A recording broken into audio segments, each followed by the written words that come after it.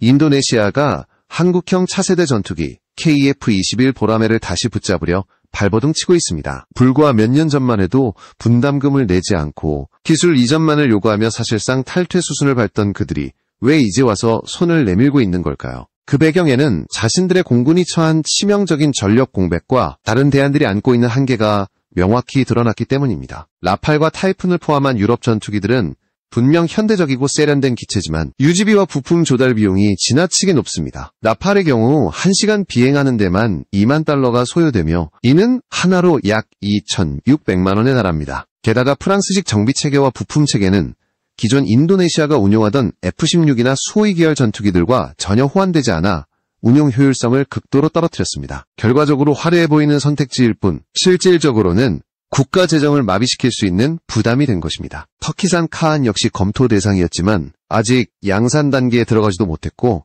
실전 검증도 되지 않았습니다. 인도네시아 입장에서 일종의 실험 대상이 될 수밖에 없는 선택이었기에 위험성이 너무 컸습니다. 그렇다면 미국의 최신형 F-15X는 어떨까요? 문제는 바로 정치적 간섭입니다. 미국 무기를 대량 도입하는 순간 인도네시아의 군사 독립성은 사실상 사라집니다. 무기 성능은 뛰어나도 미국 정부의 승인 없이는 제대로 된 작전 운용조차 장담할 수 없는 구조이기에 인도네시아로서는 쉽게 다가설 수 없는 선택지였습니다. 이런 상황에서 KF-21 보라매는 완벽한 대안으로 떠올랐습니다. 이미 초도 비행을 성공적으로 마쳤고 한국 공군의 시험 비행 과정에서 안정성과 작전 능력을 증명해 보인 상태입니다. 더욱이 한국은 유럽산 엔진을 채택하는 방향을 열어두고 있어 미국 ITAR 규제의 영향에서 벗어날 수 있습니다. 이는 인도네시아 입장에서는 치명적인 문제였던 전력 독립성 확보라는 숙제를 해결해주는 열쇠였습니다. 결국 인도네시아가 겉으로는 다양한 대안을 검토했음에도 다시 보라매로 되돌아올 수밖에 없는 그렇다면 이제 남은 질문은 분명합니다. 한국이 과연 인도네시아와 손을 잡아야 하는가? 아니면 그들의 과거 행보를 고려해 거리를 두어야 하는가? 이야기는 여기서부터 더 흥미로워집니다. 인도네시아가 그렇게까지 무리해서 다시 KF-21 사업에 복귀하려는 이유는 단순히 전투기 한두 대의 문제가 아닙니다. 현재 그들의 공군은 심각한 전력 공백에 직면해 있습니다. 겉보기에는 F-16, 수호이 27, 수호이 30, 그리고 최근 도입한 라팔까지 다양한 전투기를 보유하고 있는 것처럼 보입니다. 하지만 실제 상황은 전혀 다릅니다. 우크라이나 전쟁 이후 러시아제 전투기의 부품 수급이 사실상 마비되었고 미국제 F-16 역시 업그레이드가 지연되면서 평균 가동률이 40% 초반까지 추락했습니다. 즉 보유 대수만큼 전력을 투입할 수 없다는 의미입니다. 실전에서 출격 가능한 기체는 절반도 채 되지 않습니다. 인도네시아 공군이 보여주려는 전력은 화려하지만 속을 들여다보면 빈 껍데기에 불과한 것입니다. 여기에 라팔이 가져온 부담은 치명적입니다. 기체 가격도 가격이지만 1시간 비행당 운영비가 2만 달러에 달해 국가 재정을 압박합니다. 게다가 기존 인도네시아 공군 체계와 호환되지 않아 정비 효율은 바닥을 치고 있습니다. 이런 상황에서 KF-21은 시간당 운영비가 1만 달러 미만으로 라팔의 절반 수준밖에 되지 않습니다. 게다가 부품과 정비 체계의 국산화율이 68%를 넘어 장기적으로 운용 부담이 훨씬 적습니다. 결국 인도네시아가 다시 보라매로 발걸음을 돌린 것은 필연적 선택이었습니다. 다른 길은 이미 막혀 있었기 때문입니다. 문제는 이제 한국이 어떤 태도를 취하느냐입니다. 인도네시아는 과거 수차례 분담금을 미납했고 기술 이전만을 고집하며 한국을 곤란하게 만들었습니다. 이런 상황을 기억하는 국내 여론은 분명 냉담합니다. 그럼에도 불구하고 한국 입장에서 이번 거래가 단순히 손해라고만 보기는 어렵습니다. 인도네시아가 48대의 KF-21을 도입하게 된다면 계약 규모는 6조 원을 넘어설 것으로 전망됩니다. 이 중 40% 이상이 국내 방산 기업에게 직접적인 수익으로 돌아가고 연관 산업의 성장과 기술 고도화 효과는 수십조 원에 달할 수 있습니다. 더 나아가 동남아시아와 중동 시장으로의 수출 활로까지 열리게 됩니다. 단순히 기체를 판매하는 것을 넘어 한국 방산산업 전체가 국제 무대에서 주도권을 쥘 수 있는 판을 설계하는 셈입니다. 즉, 이번 협상은 인도네시아를 구해주는 거래인 동시에 한국이 세계 방산 시장에서 한 단계 도약하는 기회가 될 수도 있습니다. 하지만 여기엔 함정도 숨어 있습니다. 과연 기술 이전 문제에서 한국이 얼마나 단호하게 선을 그을 수 있을지가 관건입니다. 인도네시아는 여전히 기술을 원하고 있기 때문입니다. 기술 이전 문제는 이번 협상의 핵심이자 가장 민감한 부분입니다. 인도네시아는 KF-21 공동개발 초기부터 꾸준히 핵심 기술을 이전받기를 원해왔습니다. 하지만 대한민국은 단 한 번도 항공전투기의 핵심 기술을 외국에 넘겨준 적이 없습니다. 실제로 KF-21 개발 과정에서 인도네시아가 파견한 기술 인력은 90명도 되지 않았습니다. 이 정도 숫자로는 수천 명이 투입된 한국의 개발진을 따라잡을 수 없었고 결국 단순 조립 과정이나 일부 데이터만 접했을 뿐입니다. 구조적으로 핵심 기술을 습득하는 것은 불가능했던 것입니다. 게다가 한국은 초도 양산 이 호기를 완전한 국산 사양으로 제작하는 데 성공했습니다. 미국산 엔진을 사용했지만 레이더와 전자전 장비, 비행 제어 시스템 등은 모두 국내에서 독자적으로 확보한 기술이었습니다. 특히 AES, A-레이더, 비행 제어 알고리즘, 스텔스 도료와 같은 핵심 기술은 일체 공유되지 않았습니다. 인도네시아가 아무리 요구해도 결국 손에 쥔 것은 조립 매뉴얼 수준에 불과했습니다. 이런 상황에서 인도네시아가 다시 KF-21을 찾는 이유는 분명합니다. 자국 전투기의 가동률이 40%도 되지 않는 위기 상황을 해결할 방법이 보라매밖에 없기 때문입니다. 라팔은 유지 비용 때문에 지속 운용이 불가능하고 러시아 전투기는 부품 공급망이 무너져 버렸습니다. 터키산 카아는 아직 먼 미래의 이야기입니다. 결국 선택지는 오직 한국산 KF-21 뿐입니다. 흥미로운 점은 이번 협상에서 오히려 한국이 유리한 위치에 서 있다는 사실입니다. 인도네시아는 과거처럼 큰소리칠 처지가 못 됩니다. 현금이 부족해 현물 납부를 제한하더라도 그들의 절박한 사정을 감안하면 한국이 협상 주도권을 쥘 수 있습니다. 실제로 인도네시아가 48대를 도입하면 말레이시아, 필리핀, 태국 등 유사한 환경을 가진 동남아 국가들도 도입을 검토할 수밖에 없습니다. 이번 거래는 단순히 48대의 전투기를 파는 문제가 아니라 아세안 지역 전체에 도미노 효과를 일으킬 수 있는 결정적 발판입니다. 한국이 기술을 철저히 지키면서도 수출 교두보를 마련한다면 KF-21은 단숨에 세계 시장의 새로운 강자로 떠오를 수 있습니다. 그렇기 때문에 기술 이전 요구를 단호하게 거부하면서도 인도네시아를 전략적으로 활용하는 지혜가 필요합니다. 이제부터의 이야기는 KF-21 수출이 단순한 계약을 넘어 한국 방위산업의 미래를 어떻게 바꾸고 있는지로 이어집니다. KF-21 수출을 둘러싼 가장 중요한 의미는 단순한 방산 계약을 넘어 한국 방위산업이 새로운 단계로 진입하고 있다는 사실입니다. 과거에는 미국이나 유럽의 무기체계에 의존해야 했던 한국이 이제는 스스로 판을 주도하는 위치에 올라섰습니다. 기술 독립, 수출 자율성, 비용 경쟁력이라는 세 가지 축이 동시에 맞물리며 국제시장에서 주도권을 확보할 수 있는 발판이 마련된 것입니다. 실제로 한국은 인도네시아의 참여 여부와 무관하게 이미 1차 양산 계약을 완료했고 독자적으로 수출 전략을 추진하고 있습니다. 폴란드와 중동 국가들과의 초기 협상이 진행되고 있으며 인도네시아가 빠져도 사업이 흔들리지 않는 구조가 된 것입니다. 이는 과거와 달리 협상에서 한국이 절대적으로 유리한 입장을 가졌음을 보여줍니다. 또한 엔진 자립이라는 마지막 퍼즐도 서서히 맞춰지고 있습니다. 현재는 유럽산 엔진을 활용해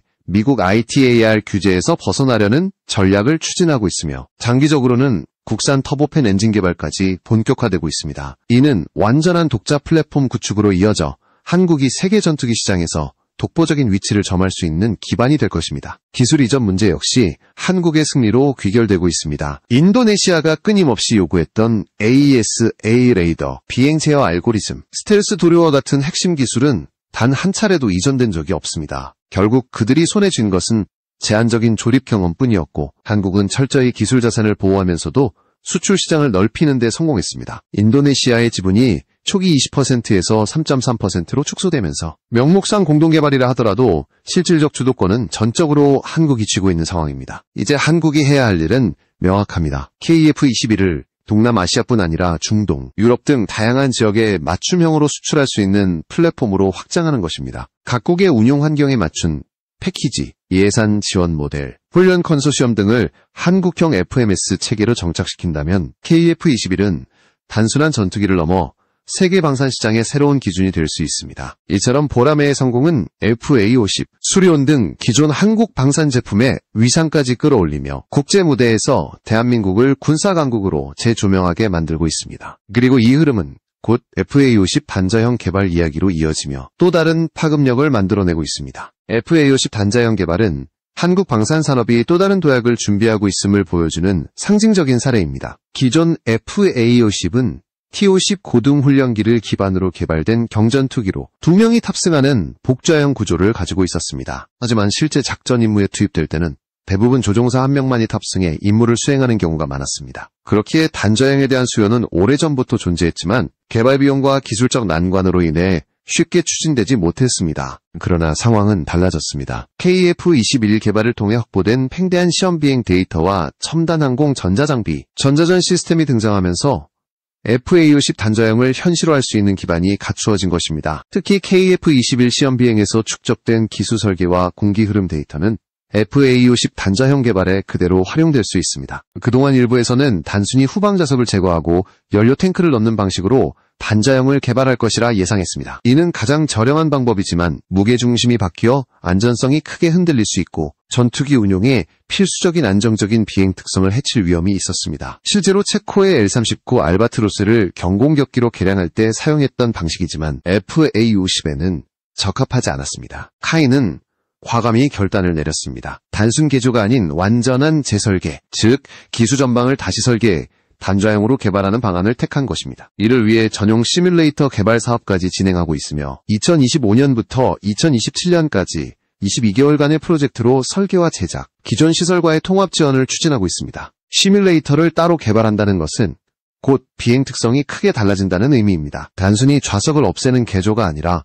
완전히 새로운 기체 형상으로 발전시키고 있다는 뜻입니다. 특히 기수 직경을 확대해 더 큰 AESA 레이더와 각종 센서를 탑재할 수 있게 되면서 FA-50 단자형은 기존 경전투기의 한계를 뛰어넘는 전술기로 진화할 수 있는 기반을 확보하게 되었습니다. 이런 변화는 단순히 한국 공군을 위한 선택이 아니라 해외 수출 시장을 정조준한 전략이기도 합니다. 특히 폴란드와 같은 동유럽 국가들이 F-16 개량 사업의 비용 문제로 대안을 찾고 있는 상황에서 FA-50 단자형은 가성비와 성능을 동시에 만족시킬 수 있는 해법으로 떠오르고 있습니다. 바로 이 점이 한국이 단자형 개발에 투자할 수 있는 확신을 준 것입니다. FA-50 단자형 개발이 가지는 의미는 단순히 기체 하나의 변형을 넘어섭니다. 이는 한국이 KF-21을 통해 쌓아올린 기술적 자산을 기반으로 다양한 파생형 전투기를 독자적으로 설계하고 세계 시장에 맞춤형으로 공급할 수 있는 능력을 증명하는 과정이기도 합니다. 단자형으로 재설계된 FA-50은 더 큰 AESA 레이더와 향상된 항전 장비를 장착할 수 있어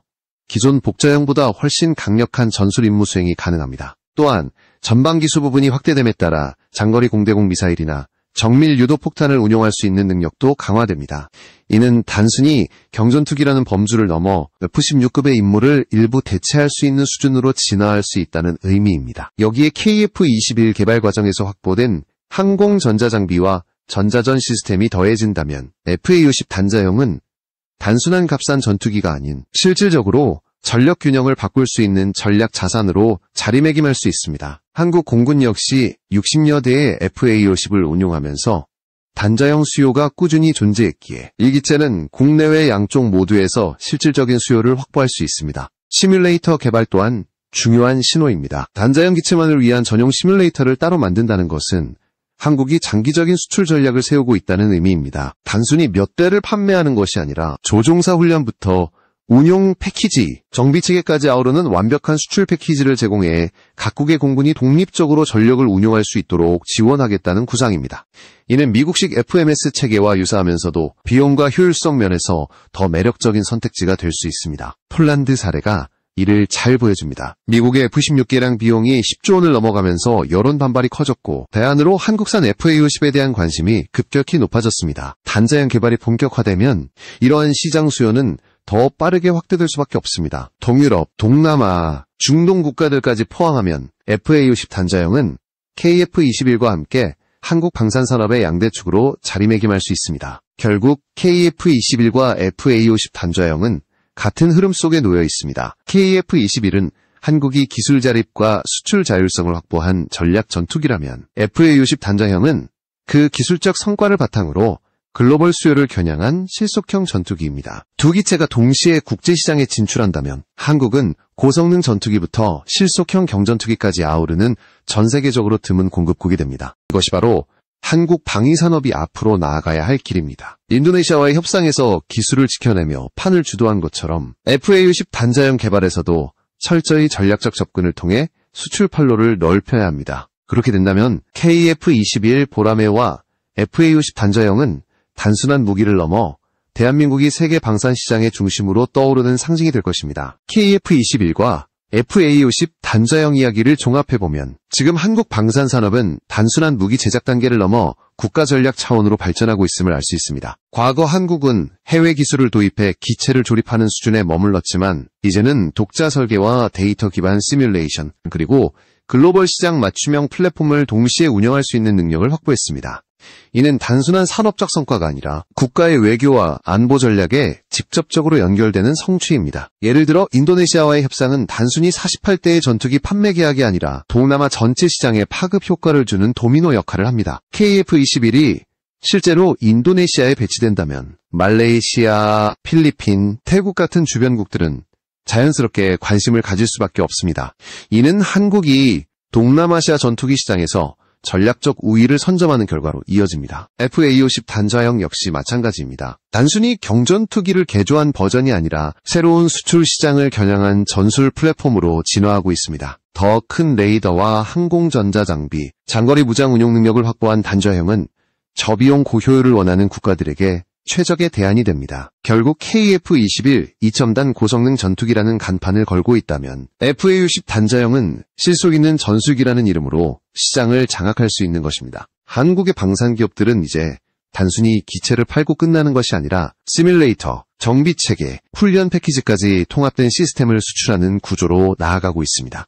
이는 미국식 FMS를 대체할 수 있는 한국형 모델로 자리 잡을 수 있으며 가격 경쟁력과 유연한 계약 조건을 앞세워 전 세계 신흥 시장을 공략할 수 있습니다. 무엇보다 중요한 점은 이 모든 과정에서 한국이 기술을 철저히 지켜내고 있다는 사실입니다. AES, A 레이더, 비행 제어 알고리즘, 스텔스 기술 같은 핵심 분야는 단 한 번도 외국에 넘어간 적이 없습니다. 기술 자산을 보호하면서도 시장을 확대하는 이 전략적 균형이야말로 한국이 방산 강국으로 자리매김하는 비결입니다. 앞으로 남은 과제는 명확합니다. KF-21의 국산 엔진 자립, FA-50 단자형의 완전한 전술기화, 그리고 글로벌 맞춤형 수출 패키지의 체계화. 이 세 가지를 달성한다면 한국은 세계 무기시장에서 미국과 유럽에 맞서는 제3의 축으로 자리 잡게 될 것입니다. 보라매와 FA-50 단자형은 그 여정의 선두에서 대한민국의 위상을 다시 쓰고